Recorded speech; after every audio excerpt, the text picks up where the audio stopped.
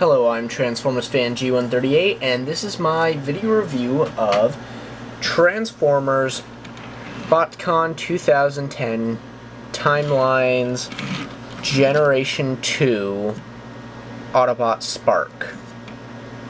Now, his original name from Generation 2 was Pyro, but due to, again, copyright issues, yay, go New York's, no, not New York, sorry, the United States copyright system, yeah.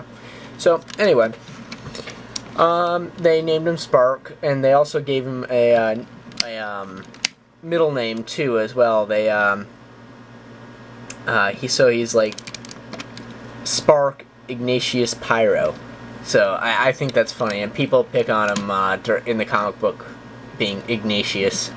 So I think that's kind of a cool little thing they ran with, and I like it. So right off the bat, this toy is pretty awesome. It definitely looks like the one from the actual Generation 2, with the pink cab and this whole bright yellow caution striped back end. It is truly amazing. I've yet to figure out what this number means, and I'm sure it means something like every number does on a Transformer.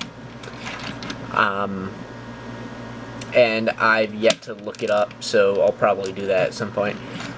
So it features the Generation 2 Autobot logo here and here.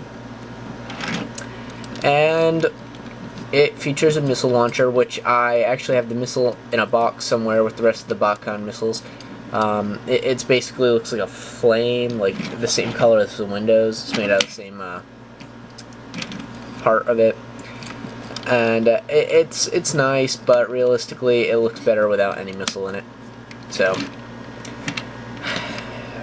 yeah, he is pretty awesome though. Like, he's got a pretty good underside. I mean, you really can't tell he's a robot from just looking at this. I mean, you can see his hands here, but if you didn't know better, you wouldn't know that. And it's got like these exhaust ports here, so that's nice. I really do like this action figure. He is pretty awesome. I like the Inferno mold, and so this is really awesome. So, he rolls well. The only thing different I would like to see is him having black wheels instead of gray wheels, but, yeah. That's my only complaint, and it's very minor. Also, there's some paint wear here from Transformation. This paint was not applied very, smoothly, so you can see pockets of heavier, thicker paint versus thinner paint, and that was just a pocket of thicker that just rubbed off during Transformation. So that's unfortunate there. So there's a little bit of quality control issue there. But I'll go ahead and get this guy in robot mode, and I'll talk about that. So be right back. So here Spark is in robot mode, and again he looks amazing. One thing I'm going to definitely warn you before somebody posts a comment that I'm mistransforming him.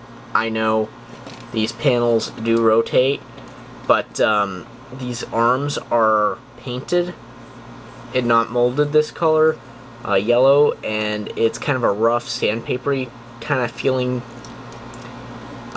yellow.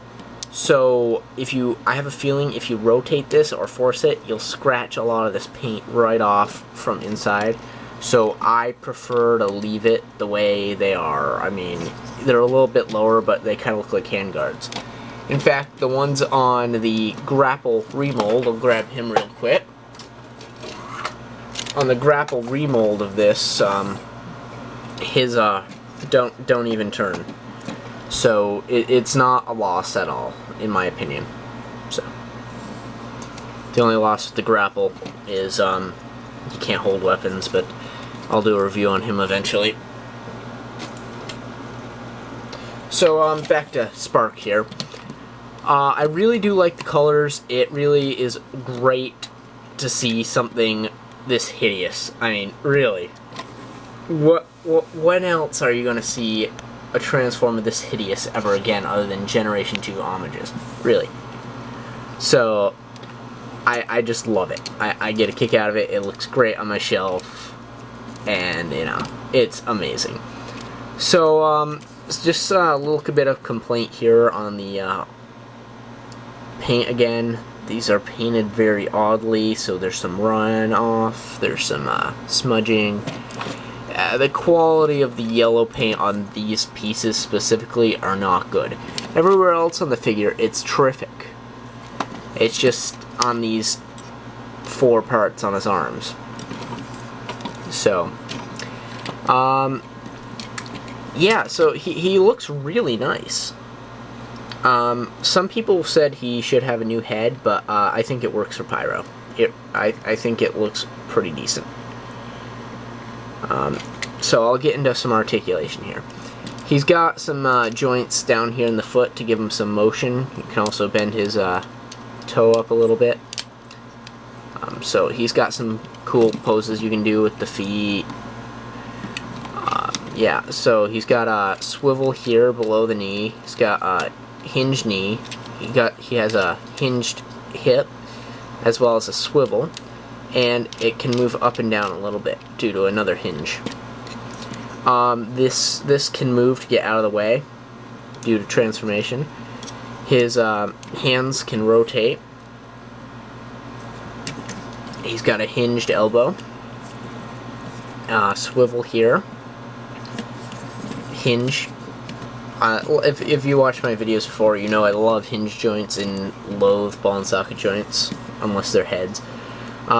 These back panels move all over the place, so you can get some nice poses too. They move here, here. So then he's got a ratchet joint here for the arm, which allows him to hold heavier weapons if you so choose.